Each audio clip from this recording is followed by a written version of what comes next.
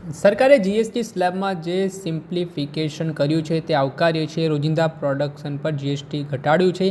નાના વેપારી એમએસએમઈના નાના દુકાનદારોને ફાયદો થશે. જીએસટીમાં 2.2 થકી વિકસિત ભારત તરફ માટે આ મહત્વનું પગલું ભર્યું છે. ઘણા બધા સેક્ટરને રાહત મળશે અને મોટો ફાયદો થશે. અમે જીએસટીમાં સુધારા આપવા હતા જેને સરકારે આવરી લીધા છે. ઓટોમોબાઈલ સેક્ટરને પણ બૂસ્ટ મળશે. ઓછા સીસીની ગાડીઓમાં પણ રાહત મળી. સેસ રિમૂવ કર્યા છે તેનો પણ ફાયદો થશે. અને ગુજરાત એગ્રો કેમિકલનું મોટું હબ છે. એગ્રીકલ્ચર પ્રોડક્શનમાં પણ ઘણી રાહત મળી રહી છે. ઇન્ડસ્ટ્રીઝ બૂસ્ટ થશે. વેપારી ઘણી વૃદ્ધિ થશે.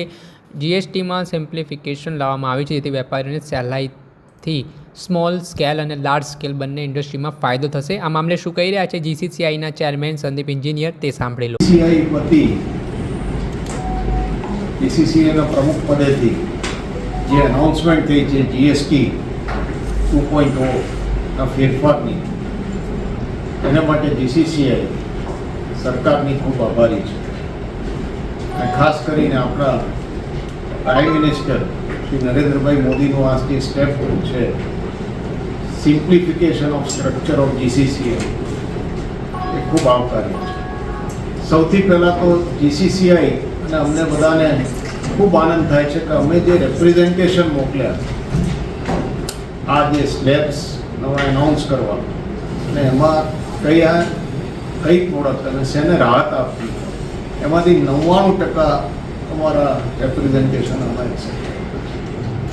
તો સરકારે બીસીસીઆઈના રેપ્રેઝન્ટેશનને જે મહત્ત્વ આપ્યું છે અને જે ભાર આપ્યો છે તેને માટે અમે સરકારનો ખૂબ ખૂબ આભારી છીએ.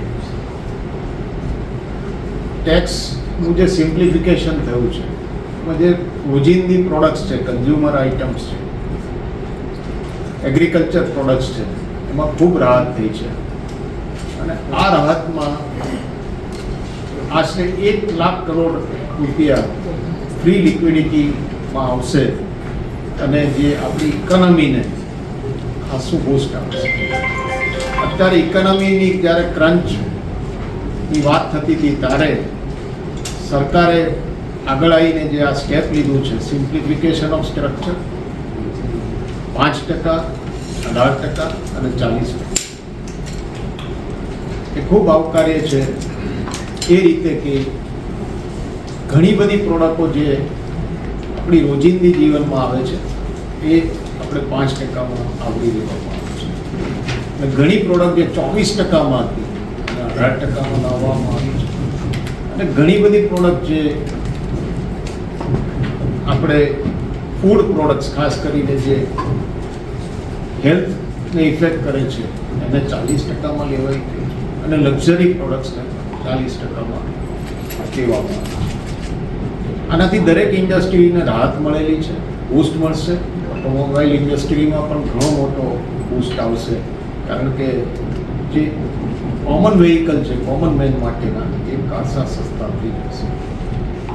બીજું આપણે સાંભળતા જીસીસીઆઈના ચેરમેન સંદીપ એન્જિનિયર તેમણે જણાવ્યું છે કે ઓવરઓલ 7 થી 10%નો ફાયદો થશે. રિયલ એસ્ટેટ સિમેન્ટના 24%માંથી 18% કર્યું તે ખૂબ ફાયદાકારક છે. લક્ઝરીઝ પ્રોડક્ટ અને હાનિકારક ફૂડ પ્રોડક્ટ 40% સ્લેબમાં લીધા છે. તે બાબતને લઈને તેમણે નિવેદન આપ્યું હતું. દર્શક મિત્રો, એન કવરેજ ન્યૂઝને આપ લાઇક કરી લો, સબસ્ક્રાઇબ કરી લો અને શેર કરવાનું ભૂલતા